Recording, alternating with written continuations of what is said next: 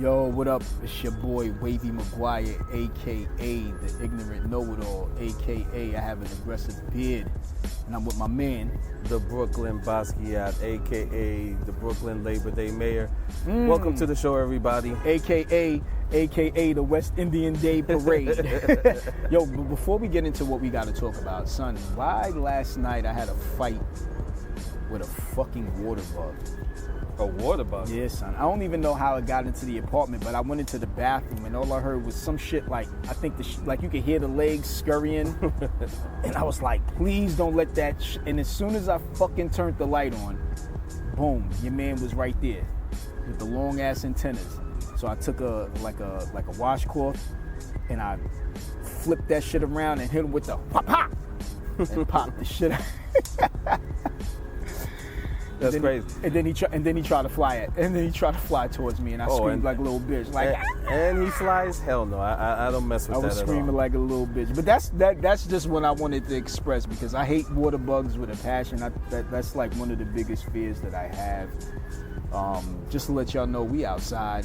We outside just like last week. Last week we were reporting from the Bed-Stuy Aquarium, and we have good news and bad news to report. Yeah, so the good news. So let me start with the bad news. Go ahead with the bad news. The bad news is that we went to the location, the Bed-Stuy Aquarium, and somebody had gone by and kind of destroyed it. Not kind of. They did. These hating ass individuals. Yeah, they destroyed the Bed-Stuy Aquarium. Folks were very sad. But you know what Brooklyn does? Brooklyn got together. As Brooklyn does. And they reset and refilled the Bed-Stuy Aquarium. And refinanced and replenished. Correct. And everything else you want to re-involve. And that's what they did. They re-involved themselves and the community got together. Right. So the school drive, the book bag drive is back still in happening. Session. So we're very happy about that. But when is that? The book bag drive and the goldfish drive is this weekend. It's this weekend. It's actually this Sunday. Yeah. So if you're in the Brooklyn area, just go by over on Hancock and Thompson and Tompkins Forest, and and make sure you give a donation and support. It's going towards the kids, and that's always a good cause. There's always a good cause. And what else we got going on? And I mean, the Labor Day Parade is this weekend. I'm not going to be here. I'm glad. So it's going to be lit here in Brooklyn. It's already lit because they already taken all the parking spots. So here in Brooklyn, they basically saying that niggas can't park. We won't be able to until park next week, Thursday, until Tuesday next week. What you mean Thursday? Today? Today. No, not today. Today's Saturday. Well, no. They were saying from Thursday on. Well, but the thing is, being that I'll be in LA this weekend, we're actually recording on Wednesday. Okay. Today is Wednesday. We're recording, so it's going to be a pre-recorded show. The show is just going to be up and running. As we were on a Saturday. We're here from 12 to 1, but today is a Wednesday, and we out here. It's outside. I don't understand how the fuck there is another heat advisory today. Like this chick does not want to let go summer. She doesn't want winter to come in. Summer does not want winter to pull up so that way we could get cozy. She wants to be out here and still continue to burn. Very humid, 95 degrees in Brooklyn right now. So we're definitely in the dog days of summer. So yeah. So I just want to start off with sports. There's a lot going on in sports. Did you know that Travis and Jason Kelce has signed a $100 million deal for their podcast through Amazon? Which is one of the biggest deals that Amazon has done for a podcast.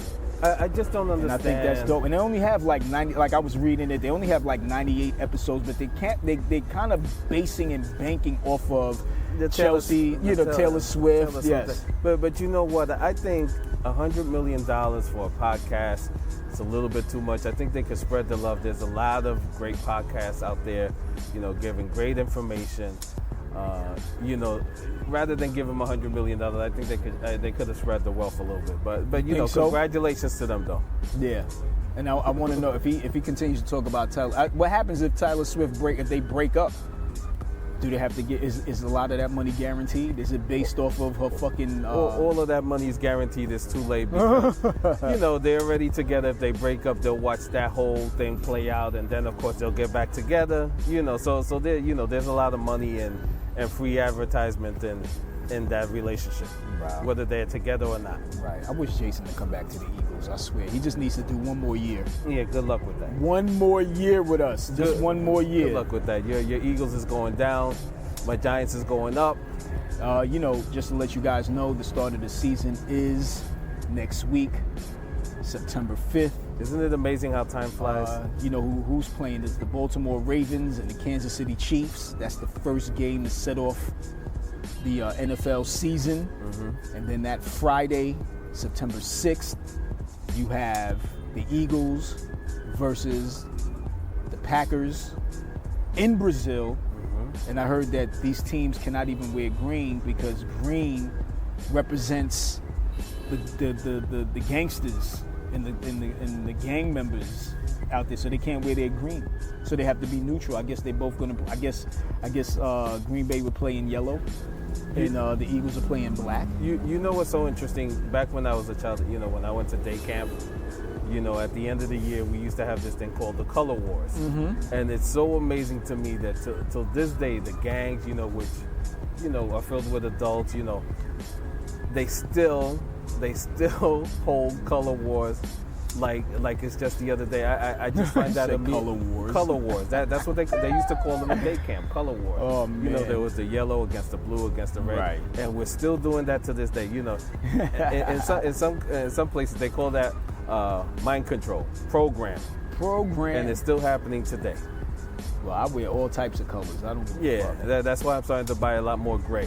It's neutral. I'm not offending anybody. A lot more black. Black, gray, brown, all the neutral colors. All the neutral colors are in for the fall. Exactly. Autumn orange is the color. Autumn orange. That's my new favorite color. Autumn orange. I think I'm going to fuck with Dolomite brown. I'm going to mess with autumn orange and Oxford. Yo, son, I hate the orchid or oxblood. Yeah, they call it oxblood. I hate the fact that they always take colors, like the regular basic colors, and then they always add like some type of, like it's like fuchsia purple or a fusion orange or like they're always trying to make that color seem like, oh yo, if you add another adjective or fucking verb, or what is it, a pronoun? What is it? What is it? An action word, right? To make towards the color, it just. Oh, it's gonna be the new. Right. Oh, this is the new. This is the new. Every quarter they have to come up with a marketing plan. So you know how that goes. Yeah. I don't know if you're gonna be watching the U.S. Open. I have not been watching the U.S. Open that's going on right now. I will be watching the U.S. The only thing I'm waiting for is I definitely want to see Coco Gauff play. So that's the only person I want to see. I'm not too much in tune with trying to watch Sloane Stevenson, but I hope Coco takes it again. I want to see Coco, and I have to admit I do want to see Alcaraz. I think he's a great player. You said who? Alcaraz. Alcaraz? Yeah, Alcaraz. Okay. I think he's from Spain, a young man. Okay. Gotcha. He must be like 18, 19 around there. Nice. Just really good tennis player. He's my new favorite tennis player. Oh, he's your new one. Yeah. So I think. Who was your old one? I used to. David Djokovic. Blake was mine. Djokovic, used to like, the Sampras, Agassi, all down that line of great players. Gotcha. I really love those players. But yeah, the U.S. Open is recording really high attendance, so that's really great for Queens. That's good. A lot of people are enjoying themselves, and I hope more people of color get involved with the U.S. Open and tennis because it's a great sport. I mean, they do. The WNBA, they're still playing. I think the playoffs are coming up soon, so everybody's trying to battle to get seeded. Mm-hmm. Your girl, Caitlin Clark, just received, All Player, the Eastern Conference, Player of the Week for the Eastern Conference. Well deserved. She's been playing amazing. Yeah, I mean she's been battling, doing the thing, but I'm still hoping that Reese pulls it off and gets Rookie of the Year. I know it's going to go down to the wire, but for shits and giggles and just propaganda, of course they're going to give it to your girl. and allow her to be Rookie of the Year. Or, in my opinion, I think they should both share it. You know what I'm saying? Like, it should be co-rookie. Let both of them share it, so that way, you know, the wealth is spread out. You know what I'm saying? You know, that's just my thoughts on it. I'm just real happy about it because the WNBA, they've been showing a lot of games on network television, and it's been fantastic. So, you know, the more attention on the, you know, I'm definitely very pro women's sports. So, you know, the more people watch it, the better it gets. Yo, you know, I love your voice nowadays. Like when he's not on the podcast or he's not recording and he's not doing any broadcasting, this dude's voice is just like, yo, what up, my nigga? It's just regular hood shit. He gets on here, he's just like, hey, so you know, like I've been in broadcasting school for like the last 13 years of my life, and I'm just listening. I love it. I think this shit is so hilarious to me because I just keep my same voice throughout. I just don't care. You know, that's that Jesuit training from Fordham University. You know that's you know, media studies. You know, they trained us from the beginning. You know, when the lights, cameras are on, you know, we're on. We're ready to go. Yo, so back to school. School starts September 5th. Back to school shopping. What was your like one of your best pastimes of just going back to school shopping and getting your supply, getting your clothes? There was nothing more exciting than getting a new loose leaf pad, what are black and marble, those books, those what do you call them? The Sharpies? No, the books, the notebooks, the black marble. The composition notebooks. The composition. I love getting a new composition book. You know what I always used to read? Year. I don't know why. I used to love getting new pencils, new pens, and then used to love going to the Gap and going to Macy's getting my new Lee jeans. Remember the new Lee jeans? You had to be right. You know, back in the day, they used to rip the Lee patches off. I mean, my pastime, of course, the composition notebooks. I don't know why I always read the back of the composition book. Like you read the metrics that they have. Me too. Whether it's the kilowatts and the what is it? The pounds, the liters, right. and the miles. It never stopped. And then you read the fucking times tables so back and forth and just keep going through it. Like, and you still don't know the times tables, right? They be like, yo, what's 12 times 12? And still don't know what's going 12 on. 12 times 12, and then you go all the way to the back of the book, right. and then you like, oh yeah, 144. You know? Right. I love Trapper Keepers. That's what I use. Right. I used to love making book covers with paper bags from the grocery store. Me too. I love that. And then printed social studies, language arts. I used to get my what is it? The protractors, the rulers, the pencils. I used to love the. What is it? The rulers that had the pencil sharpeners in them. Remember the clear pencil bags that you used to get, and you could stick it in your notebook. You know, my favorite year was my junior year because that's when I realized girls liked me a little bit. Like I really wasn't paying attention. You know, I was mostly in my books and stuff. But junior years when so fun. Yeah, when I started noticing girls, you know, that's prom and all that stuff was coming. You know, the college, the letters you were getting, all of that was so important. And that was a great time. Nigga, I used to love it when I used to go clothing shopping, and then I knew I was like, all right, I'm gonna wear this. This is what I'm gonna wear on the first day of school. I'm gonna kill him. I used to take care of my sneakers so like tough, like every day. You know, I would wash my soles of my sneaker and make sure my sneakers were clean every day until they just got dirty, and then had to beg my mother to give me another pair around Easter time. I don't know, I swear my mother used to spend more money on regular shoes, you know what I mean, like church shoes, than sneakers. And I'm always fucking outside in the park playing basketball in church shoes, slipping and sliding all over the place. Right. But yeah, shout out to the back to school, all the events, everybody getting prepared to get back to school. I know it's a headache. Parents and everybody gonna be spending trillions and billions and trillions, gazillions of dollars on fucking useless pencils and loose leaf paper. Because Right. we don't always use it. Like, we get a whole abundance of school supply and then don't even use the shit. I know. And the shit just sits there for the whole year. I know. I remember getting old books, old social studies books, and reading the names of who had my book before you, right? I used to love that. Just great times. I miss those times. Yeah, shout out to the back to school.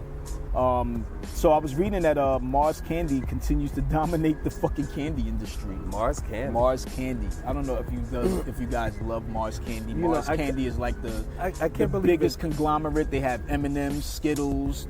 Twix. Okay. So you're talking about the whole company. Yeah, that's the company, Mars Candy Company. Right, But you thought I wasn't talking about the Mars bar. The Mars bar. No, okay. I'm talking about the whole Mars. Okay. They own Wrigley. Yeah. So they have just M&M alone. Just they kill right there. They have Snickers. So I was just looking That's at my it favorite, like Snickers. I can't believe that this candy company is still in existence, is still purchasing up candies. A company that was created in 1911. What was everybody doing in 1911? What were you doing in 1911? Apparently they were craving some chocolate. Yeah. Wasn't chocolate created or fucking cereal created? What was it? Cornflakes created so that way people could stop masturbating in the streets or just at home? And I have no idea. that was some shit that I read. I have no idea. So I don't know if candy was created just to fucking stimulate your mind and other things other than fucking masturbation. Shout out to the ghetto birds that's flying above us. Like I said, it's out here, it's lit. Labor Day events are going on. Juve, they have a party going on later on tonight, so it's gonna be lit, son. And as this shit is going on, I'm going to be packing my bags and jumping on a flight and headed to LA to do some comedy. That's amazing. So what are you excited for on your trip? I'm excited to do these shows. So I'll be Michelle Murdoch. I'll be doing Crack 'em Up Thursdays at the Comedy Store, which is going to be fucking phenomenal. Then Friday and Saturday, I'm trying to look at some stuff. I reached out to one comic that has a show Friday night at the Hollywood Improv. But he said his lineup was full, but I'm definitely going to pull up just to network. I think it's always good when you network with a bunch of other comics, so that way you can just build a network. And whenever you pop up in town or whenever you pull up, it's easy for you to get on stage and do what you have to do. Saturday, I'm trying to look to see if I could get into something. I might pull up at the Ha Ha Club, the Ha Ha Comedy Club. I know Chelsea is out there doing something with a couple of people, so I'm gonna stress her to see if she could talk to them to get me a little guest spot, a little 5 minutes. Mm-hmm. But then Sunday is the ultimate day. Like, I need to knock that out the park. I'll be doing Chocolate Sundays as my graduation spot. People are still waiting for their graduation spot, which is another 5 years from now, 5-6 years from now. Mm-hmm. Even to get a spot, just to do your 3 minutes as an introduction is almost like a fucking 8-year wait.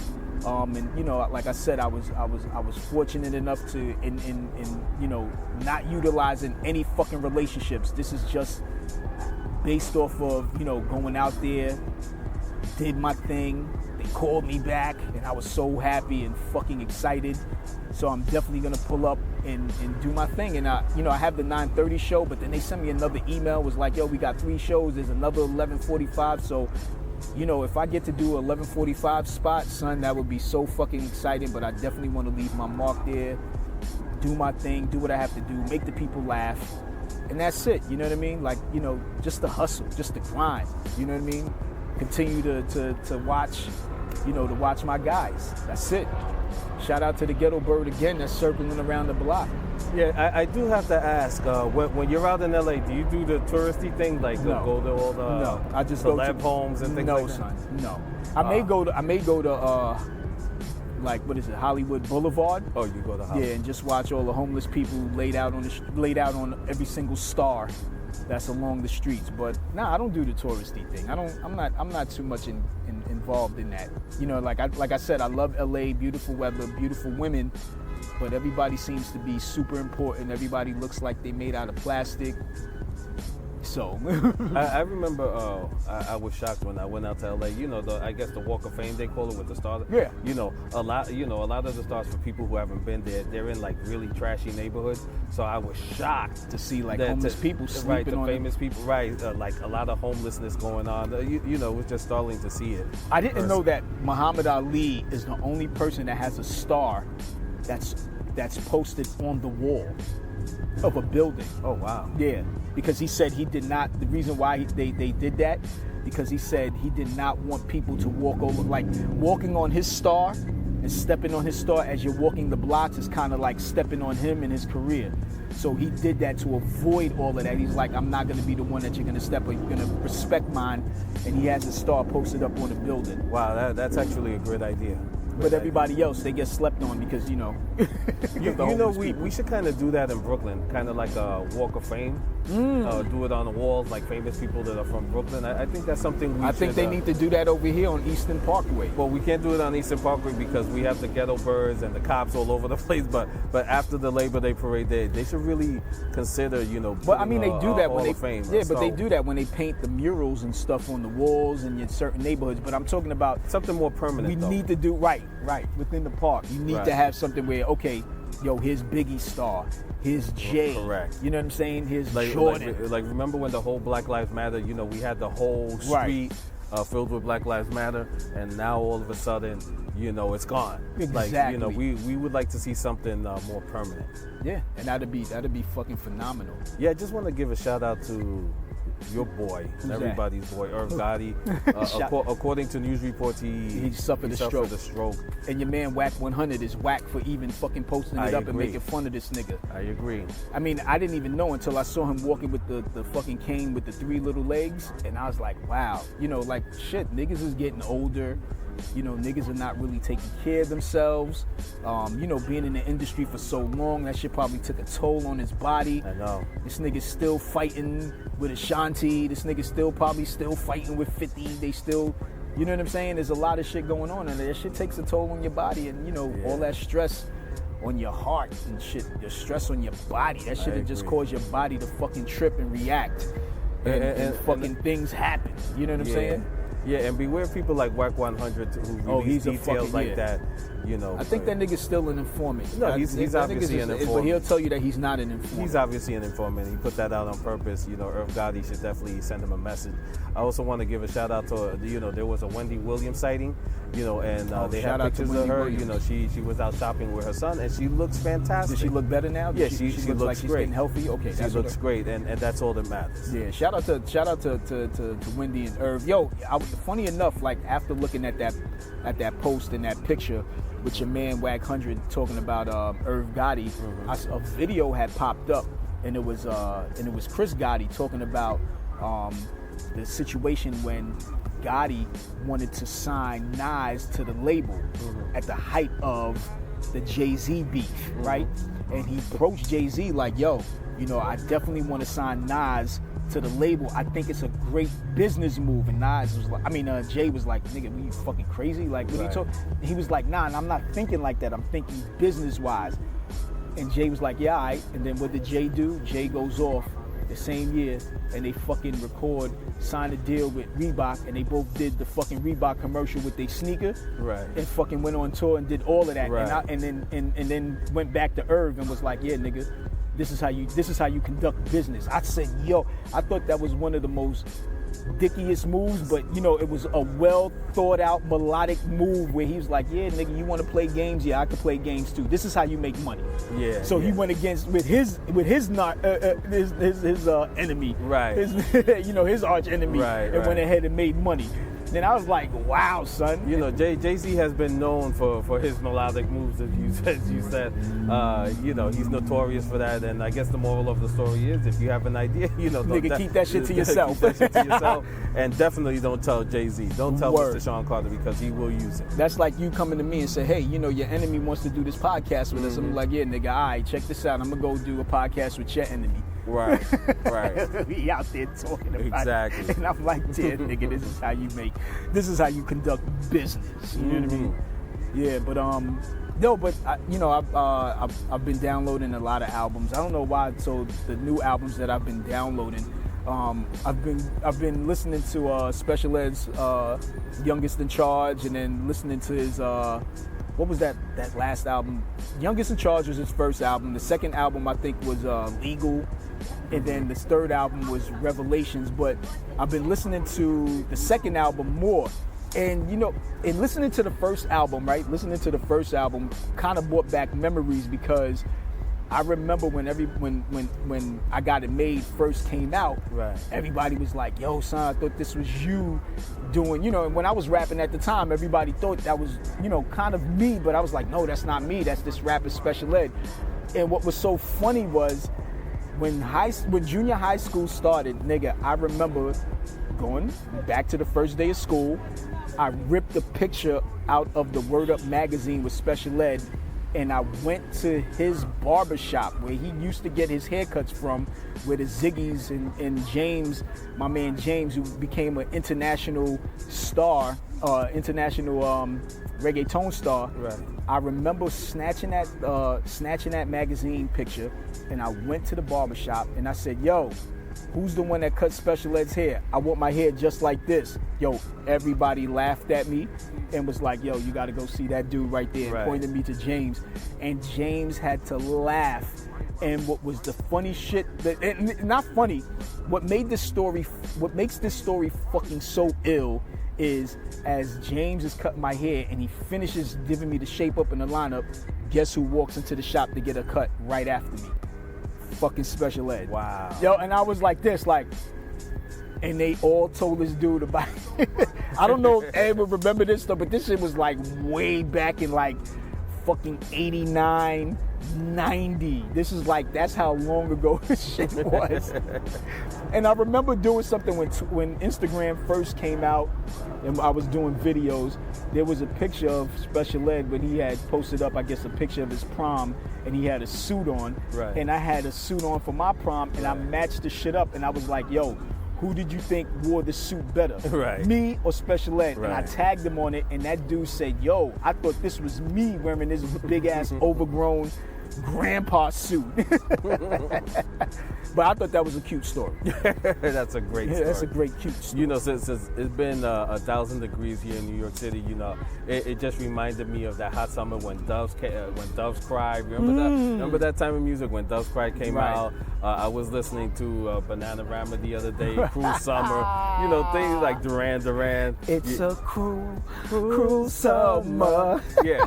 So I've been listening to like old school music for the past. Did you ever see the Bananarama documentary? No, I never saw it. Was Dude, it good? watch that shit. Really? Watch that shit. That shit is fucking phenomenal. All female band. Wow. Fucking great hits. They had huge hits. Huge hits. Yeah. And then, of course, it goes down to, them not really putting in the work of writing songs, and you just had those two, artists, those two band members that wrote songs and really produced records and was getting more of the money. Of course. And that always happens. Same thing with Wham, you know what I mean? With George Michael. George Michael was doing a lot. I mean, he started off with Homeboy, right, and of course they were producing together, but then George Michael just took off and really started producing and really started writing, and the guy was just there playing the instruments, right, and it's like, I mean, at some point, it's like, yo, I'm gonna take care of my dude, but yo, you have to bring shit to the table. Like, you just can't really get lazy. Right. You got to do things, and of course, he was getting more. He was getting more and more. I don't of the think money. there was any animosity between them. I think it was fair. George Michael became who he was. Right. And I think it was friendly. I don't think there was anything negative about that breakup. No, it wasn't. I think it was just it was really a mutual thing. Yeah. And he became, one of the biggest selling artists in fucking music history. I think he sold a couple more records than Mike, son. I want to say him and Mike was neck and neck. Him and Mike was neck and neck. When people mention Michael Jackson, I get very sensitive. I know, but I'm just saying. I think they were neck and neck. I mean, he sold lots of records, but I don't think it was any. I don't think he's Michael Jackson's star status, but his star status is fucking phenomenal. No. George Michael is absolute star status, iconic, all of that stuff. But when we talk about Michael Jackson was just on another level when it comes to music, writing, producing, even the videos. He just destroyed everybody in that genre. Right. So I always get sensitive when they say, "Oh, Beyonce's out Michael Jackson." No. The only artist that I feel that's closer to Mike right now is fucking Chris Brown. That's the only artist that I feel that can touch Mike's aura. That can channel fucking Michael Jackson, who, word on the street, is probably still alive and wearing different disguises and walking throughout wherever. But I think he's the only one that can really touch him. You know what I mean? So as we sitting here, just random people just sitting right next to us, running their mouth, but it's all good. You know what I'm saying? I think the only one that comes to that iconic status of what like Prince and Michael were, I always consider Bruno Mars at that level, because he can play instruments, he can sing. He can sing. He's just well trained. Right. So he's the only one I consider to be at that level now. Of course. Because he can do it all. He can do it all. He was the only one capable of doing that Prince tribute when he did it. Yeah, but that's it.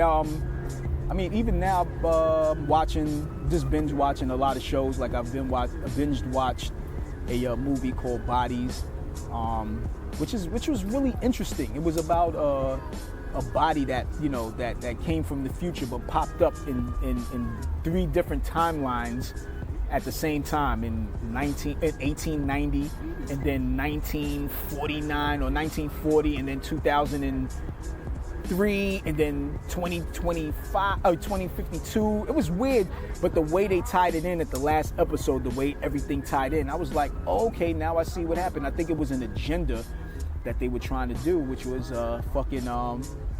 population decrease. Right. And that's what they were trying to do. That's the whole thing. They were trying to decrease the population or just gain capital wealth. It was like some dude that fell from the future, went into the past and tried to do shit. It was weird, but it was weird but good at the same time. What else did I binge watch? Watched a couple of movies. I watched what did I watch? Shit. Should have wrote it down. I can't remember. The only thing I'm binge watching for the summer is The Bachelorette. Oh my goodness. And Big Brother. Those are my 2 shows every summer that I binge watch. And I think it's funny, they got a black man as the new Bachelor, so I'm definitely gonna watch and support. Right. I always like to support when it's one of ours. But yeah, no, those are always hilarious. People falling in love 2 weeks after meeting each other and crying, all the drama involved with all of that. So it's also silly, but it's great television. Wow. So on that note, I definitely want to give a shout out to Brooklyn. Shout out to Brooklyn itself, the Labor Day parade, the Labor Day festivities. That's when all West Indians, such as myself, we jump up and we wave the flag now, boy. You should understand. We drinking the rum till I die. But yeah, shout out to all the West Indians. Shout out to all the fucking Caribbean islands, Barbados, Guyana, fucking St. Kitts, Nevis, Virgin Islands, fucking Puerto Rico, fucking Dominican Republic. Shout out to all the islands that are Trinidad and Tobago, of course. Jamaica. Who else do we got on the map? All the original tribes of Israel. Yeah, all the original tribes of Israel. Right, do your homework, because I'm part of the Benjamin tribe. So do the knowledge on that. So if you don't know, now you know. You know what I'm saying? And I'm part of the Ephraim. There you go, son. If you don't know, now you know. Right. You know what I'm saying? And on that note, I'm your boy Wavy McGuire. Until next time. As a matter of fact, even before we sign off, catch us every Saturday from 12 to 1. Please continue to subscribe. Once the show goes live, the show is always rebroadcast on Spotify, iTunes, Google Play, iHeartMedia, any social media platform, Alexa, Keisha, who else is the other one? You have Alexa, Keisha, I don't know, Watson. I can't keep up with all of these fucking AIs. Tiffany, Right. Fucking Mariah. I don't know, whatever Right. voice activated device that you have, and you just say, "Yo, play the Ignorant Know-It-Alls, boom, that's what's playing. And there's the Brooklyn Basquiat. You know, I just want to remind everybody on this long weekend, you know, spread love, everybody be kind, and always remember love is a verb, so don't talk about it, be about it. Right. Shout out to my man Ben and 92.6 The Spot and all the brothers at the Crime Boss family over at 92.6 The Spot. I'm your boy Wavy McGuire, the Ignorant Know-It-All, a.k.a. Jump Up and Wave, wave your flags, doubles, rum, and whatever, roti, curry chicken, bust up shot. That's it. That's all my terminology that I'm using. This is your boy Wavy McGuire, and I'm another Brooklyn Basquiat. We'll see you next time on the Ignorant Know-It-Alls. Yo, we out of here. Peace.